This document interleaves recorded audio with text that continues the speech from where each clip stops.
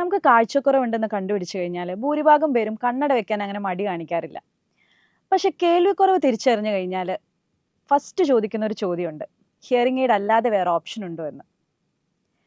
ജനിച്ചു വീഴുന്ന കുഞ്ഞുങ്ങളിൽ എല്ലാ ഹോസ്പിറ്റലും നിർബന്ധമാക്കി ഇരിക്കുന്ന ഒരു ടെസ്റ്റ് ഉണ്ട്, ന്യൂബോൺ ഹിയറിംഗ് സ്ക്രീനിങ്. പക്ഷെ അതിൻ്റെ ഇമ്പോർട്ടൻസ് ഇപ്പോഴും പലർക്കും അറിയില്ല.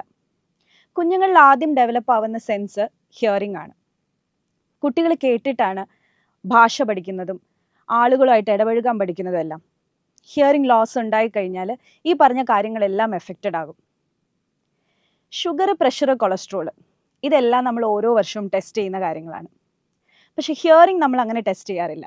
ഈ പരിഹരിക്കപ്പെടാതെ പോകുന്ന കേൾവിക്കുറവ് ഓർമ്മക്കുറവിലേക്ക് എത്തിക്കുമെന്ന് പല പഠനങ്ങളും തെളിയിച്ചിട്ടുണ്ട്. ഈ ഹിയറിംഗ് ലോസും ഒരു ഹിഡൻ ഡിസബിലിറ്റി ആണ്. അതങ്ങനെ പെട്ടെന്ന് നമുക്ക് തിരിച്ചറിയണമെന്നില്ല.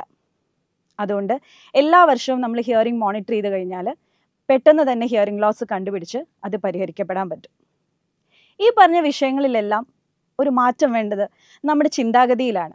So let's all bring together our mindset into one and make a change in the world of better hearing.